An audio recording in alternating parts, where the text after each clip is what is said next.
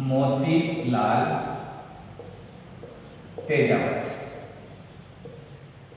मोतीलाल तेजावत, इनका जन्म 1886 में फलासिया उदयपुर के कोल्यारी गांव में हुआ था।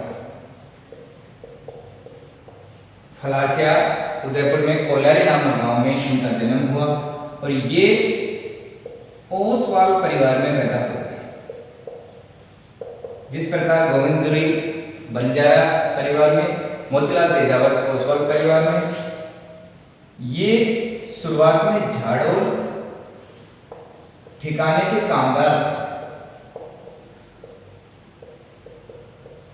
झाड़ोल ठिकाने के कामदार थे, लेकिन ठिकानेदार और भीलों की परेशानियों को देखते हुए, मतलब उन दोनों के बीच जो विवाद चल रहा था, जिस तरीके से वो भीलों पर अत्याचार कर रहे थे, इन्होंने यहाँ के पद से त्याग पत्र दे दिया। मोतीलाल तेजावत को आदिवासियों का मसीहा और आदिवासी इन्हें बावजी या इन्हें मेवाड़ का गांधी भी कहते हैं। बावजी के नाम से आदिवासी मोतीलाल तेजावत को पुकारते हैं।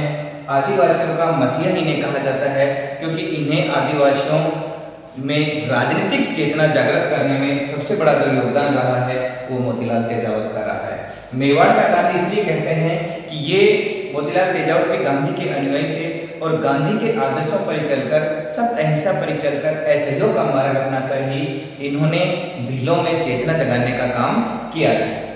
मोतीलाल तेजावत के द्वारा इस क्षेत्र में एकी आंदोलन या जिसे हम कहें भोमट भील आंदोलन, इसकी शुरुआत की गई 1921 में। ध्यान रखना 1 से 21, एक ही आंदोलन या भोमट भील आंदोलन एक ही बात है। एक ही आंदोलन अर्थात एक करना, मतलब इकट्ठा करना, किनको?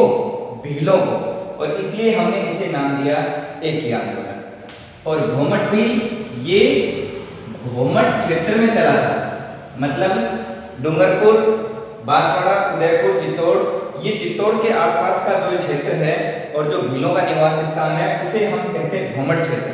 और उसी भोमट क्षेत्र में ये आंदोलन चलाए जाने से हमने इसे नाम दिया भोमट भील आंदोलन। इस आंदोलन की शुरुआत 1921 में रासमी परगना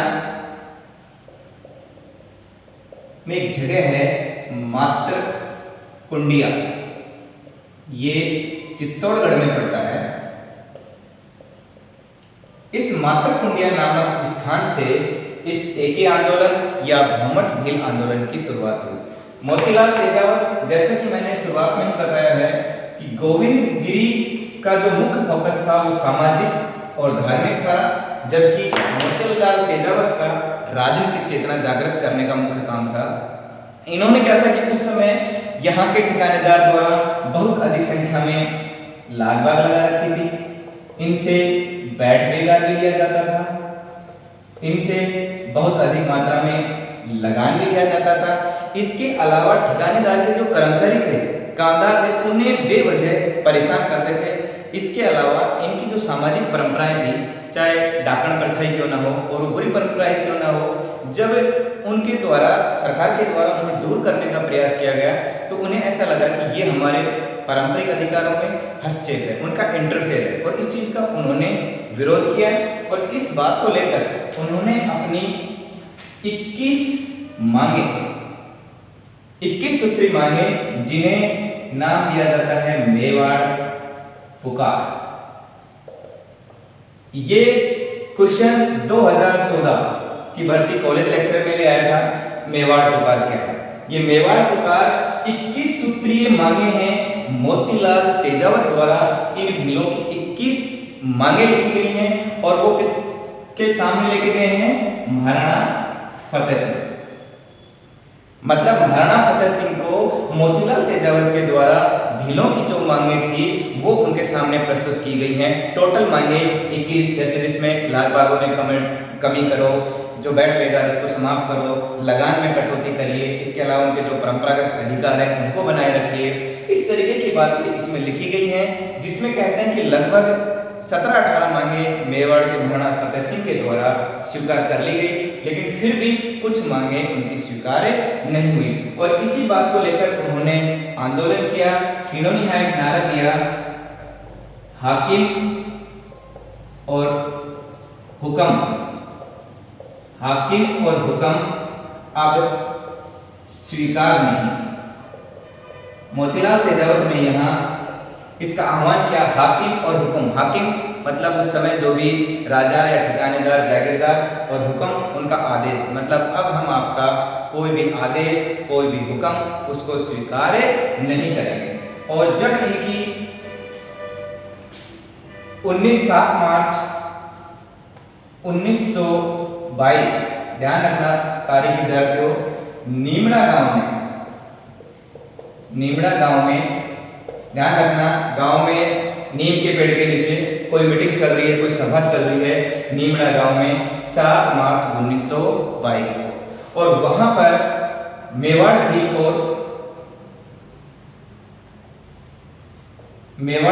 जिसकी मैंने पहले भी बताया था 1841 में जिसकी स्थापना हुई, उसके द्वारा वहां पर गोलाबारी कर दी जाती है। कहां पर? नीमड़ा गांव में। जहां पर मीटिंग चल रही है वहां पर मेवाड़ भील कोर के द्वारा, जागीरदारों के द्वारा, सरकार के द्वारा उन पर गोलाबारी कर दी जाती है और लगभग यहाँ पर 1200 भील मारे जाते हैं। मतलब उस गोलाबारी में लगभग 1200 भील मारे जाते हैं। और इस घटना को हम दूसरा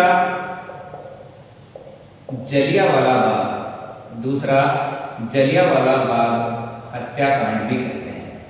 पहला जलियांवाला हत्याकांड 13 अप्रैल 1919 में भारत में, पंजाब में, अमृतसर में जो हुआ था, उस घटना के समान ही लगभग यहाँ 1200 भील मारे गए। जिस तरीके से अमृतसर में 13 अप्रैल 1919 को वहां पर घेर कर भीड़ को मारा गया था, सेम कंडीशन यहाँ पर हुई, लगभग 1200 भील मारे गए। और इसे राजस्थान में दूसरा जलियांवाला बाग हत्याकांड कहा गया।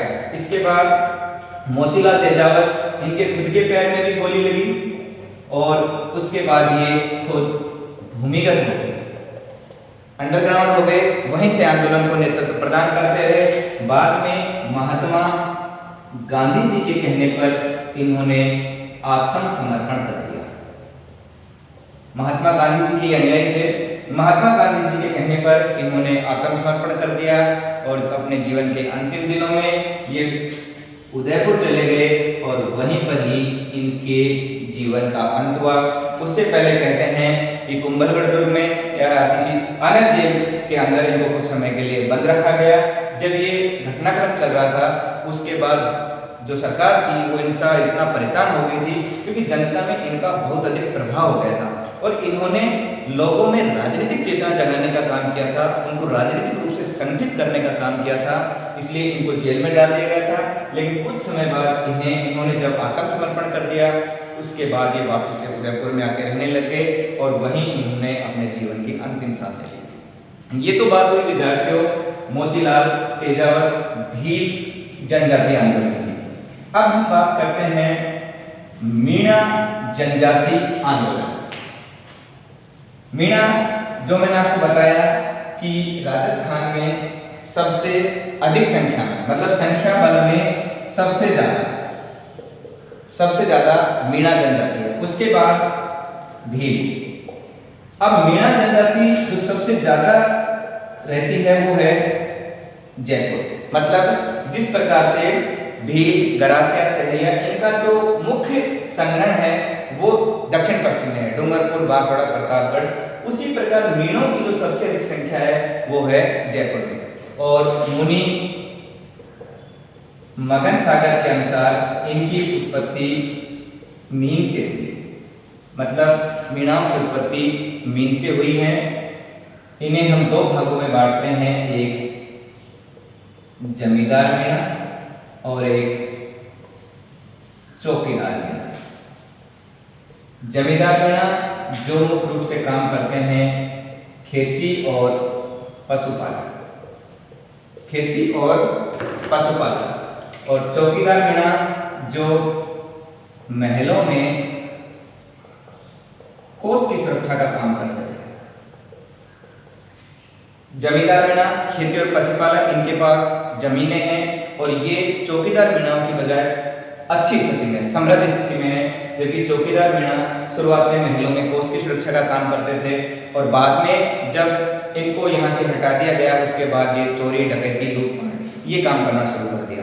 शुरुआत में ये आमेर के आसपास इनका अच्छा राजवंश था और ये वहाँ पर शासन भी करते थे, लेकिन धीरे धीरे इनकी हालत खराब होती चली गई। अब इनमें देखिए क्यों आंदोलन होता है। 1930 में राजस्थान में जयपुर द्वारा इन पर लगा दिया गया जरायम पेशा कानून। जरायम पेशा कानून इन पर लगा दिया गया। इस कानून के तहत हर मीणा जनजाति के, चाहे वो पुरुष हो, स्त्री हो, कोई भी बच्चा हो, उसे सुबह और शाम दोनों टाइम खाने में हाजिरी देनी होती थी। मतलब उनको इस चीज के लिए पाबंद कर दिया कि आप सुबह और शाम खाने में आओगे, सुबह भी आओगे, शाम को भी आओगे कि हाँ मैं ठीक ठाक हूँ, मैंने कोई अपराध नहीं किया है। मतलब ये उनकी डेली की डेली उपस्थिति निर्धारित कर दी, उन्हें बाध्य कर दिया गया कि आप आओगे और खाने में अपनी उपस्थिति दोगे। इस चीज का मीणा जनजाति में बड़ा आक्रोश पैदा हुआ और उन्होंने इसका विरोध किया। मगन सागर इनकी प्रेरणा से 1944 में नीम का थाना सीकर में एक बहुत बड़ा महासम्मेलन हुआ मीणा जनजाति का, जिसमें सारे मीणा जनजाति के लोग सम्मिलित हुए। किसकी प्रेरणा से? मगन सागर के प्रयासों से। जैन संत थे मगन सागर, इनके प्रयासों से 1944 में। और यहां पर इन्होंने एक राज्य मीणा सुधार समिति इसका गठन किया। जरायम पेशा कानून को रद्द करने के लिए इन्होंने राज्य मीणा सुधार समिति का गठन किया और इसका अध्यक्ष बनाया गया बंशीधर शर्मा। मतलब बंशीधर शर्मा की अध्यक्षता में राज्य मीणा सुधार समिति का गठन किया गया और इसका एक काम था कि वो इस जरायम पेशा कानून को रद्द करने की बात करें। उन्होंने 1945 में किसने? राज्य मीणा सुधार समिति ने ये मांग की, क्या मांग की? कि जरायम पेशा कानून को रद्द किया जाए। लेकिन राजस्थान में जयपुर की सरकार ये मानने को तैयार नहीं थी। लेकिन मीणा के बढ़ते हुए आक्रोश को देखकर 1946 में इन्होंने इस जरायम पेशा कानून में थोड़ी सी छूट दे दी। और छूट किनको? स्त्री और बच्चे। मतलब स्त्री और बच्चों को अब थाने में हाजिरी देना बंद कर दिया। मतलब अब उनके लिए ये अनिवार्य नहीं रखा गया कि वो सुबह और शाम थाने में अनिवार्य रूप से उपस्थित थे। पुरुषों को तो अभी भी आना था। अब ये एक तरीके से मीणाओं के ऊपर बहुत बड़ा मतलब प्रेशर था, दबाव था, उन्हें बाध्य किया गया था कि नहीं आप थाने में हाजिरी दोगे ही दोगे, और उन्हें एक तरीके से बिल्कुल अपराधी ठहरा दिया गया। इसका बहुत तेजी से विरोध होने लगा और आखिर में इनके बढ़ते हुए आंदोलन के कारण 1952 में जब भारत देश आजाद हो गया था, जरायम पेशा कानून को रद्द कर दिया गया। इसको क्या कर दिया गया? रद्द कर दिया गया। मतलब एक तरीके से मीणाओं को इस कानून से आज़ादी कब मिली? 1952 जब भारतीय संविधान लागू हो गया था 26 जनवरी 1950। उसके बाद 1952 में इस जरायम पेशा कानून को रद्द किया गया और जिससे एक तरीके से मीणाओं को स्वतंत्रता प्राप्त हुई, आज़ादी प्राप्त हुई। क्योंकि इससे पहले इन्हें बाध्य किया हुआ था कि आप उनकी संदिग्ध गतिविधियों से आप सुबह और शाम थाने में हाजिरी दोगे, इस बात का क्लियरिफिकेशन दोगे कि हाँ हमने कोई दिन में कोई अपराध नहीं